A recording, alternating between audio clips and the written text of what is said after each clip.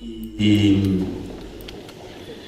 y dado el nombre del premio, me pareció pertinente hacer una charla sobre la contribución académica de Milton Friedman. Desde mi punto de vista, Milton Friedman ha tenido un rol fundamental para recobrar el camino hacia las ideas de la libertad. De hecho, las ideas de la libertad, hasta entrada la década del 20 del siglo anterior, eran las ideas dominantes y, de hecho, la escuela dominante en ese momento era la escuela austríaca. Pero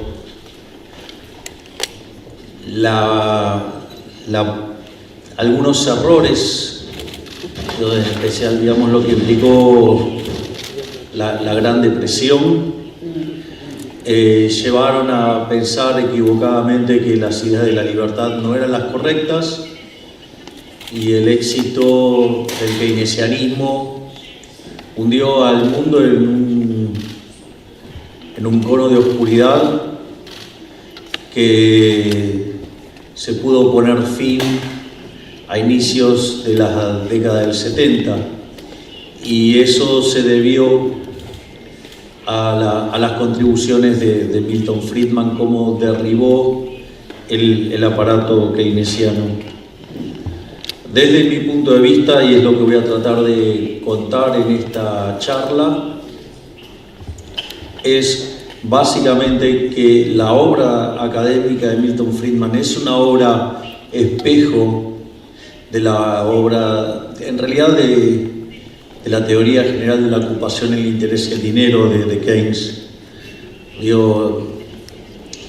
Porque la obra de Keynes es bastante más extensa, pero digamos, en general, digamos, la referencia suele ser a la teoría general, que probablemente sea uno de los peores trabajos de Keynes desde el punto de vista del análisis económico, lo cual no quita que Keynes era una mente brillante.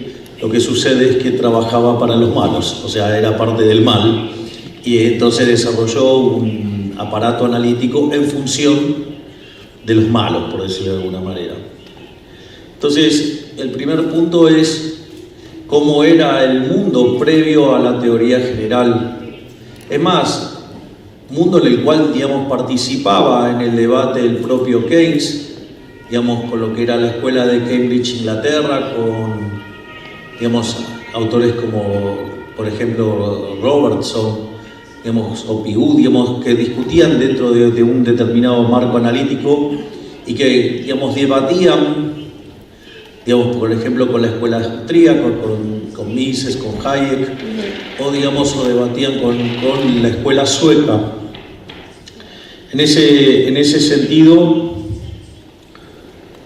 entonces lo primero que deberíamos entender era cómo funcionaba el esquema analítico previo, digamos, que era todo el marco wixeliano. Básicamente, el marco wixeliano era una economía de carácter intertemporal, era un esquema ahorro-inversión donde en el mercado de bienes se determinaba la tasa de interés y en el mercado de dinero se determinaba el nivel de precios. Es decir, era un modelo de naturaleza intertemporal, porque justamente el ahorro no es ni más ni menos que el consumo futuro. Y, digamos, entonces, ¿por qué, digamos, sube el ahorro cuando sube la tasa de interés?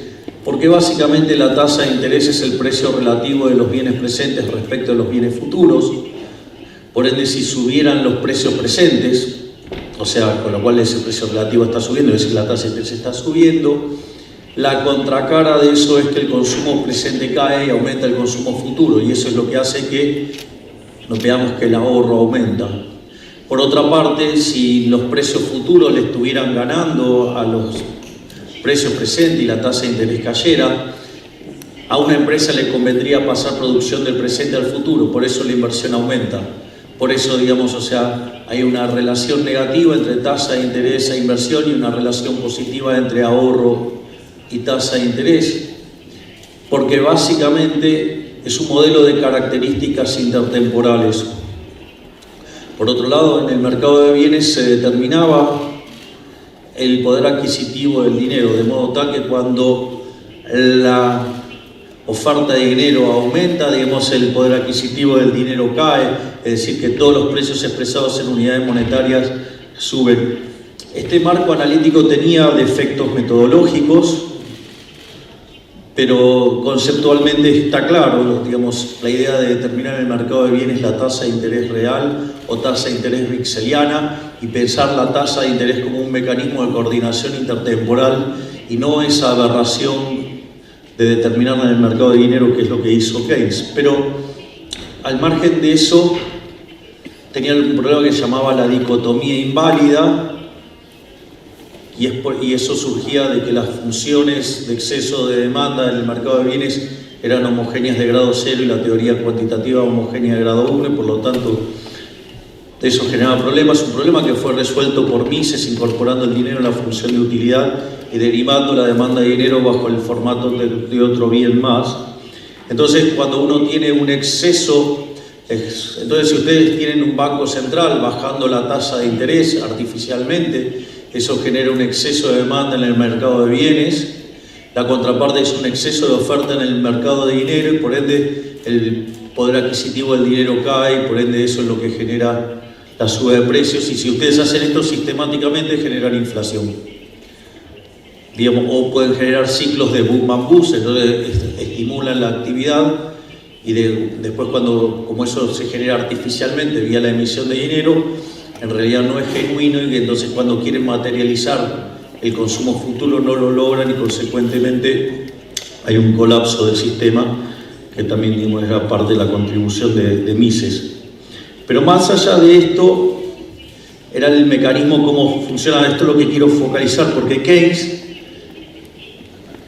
digamos, él venía de la matemática y era un gran matemático, y entonces se entendía perfecto la estructura analítica. Entonces, lo que hizo Keynes fue destruir este marco analítico, creando una estructura matemática, digamos, funcional a políticos mesiánicos, corruptos y ladrones. Es decir, él escribió una obra para esos delincuentes llamados políticos. Usted llama casta. La casta, exactamente. Exactamente.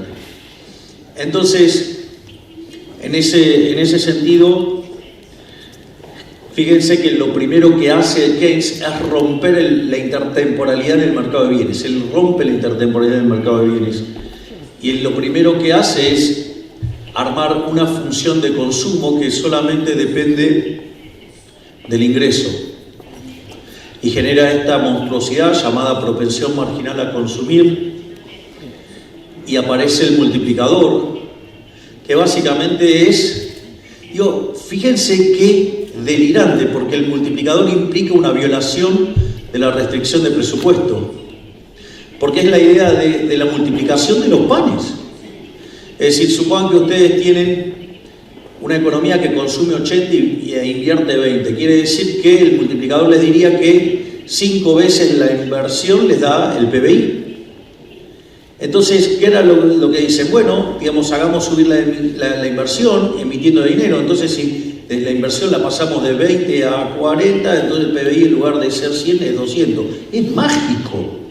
Es decir, solo se trata de estar imprimiendo billetes. Es una cosa, la verdad, que delirante.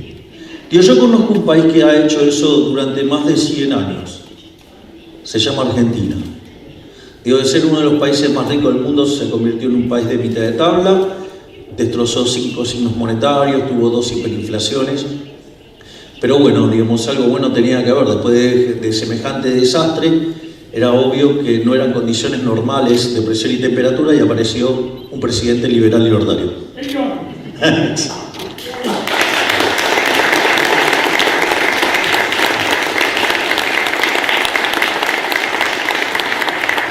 Por lo tanto, eso lo que hace es que ahora el consumo no es una función intertemporal, por ende, y el ahorro se convierte en un residuo, por ende le quita relación a la tasa de interés con el ahorro y el consumo solamente depende del ingreso.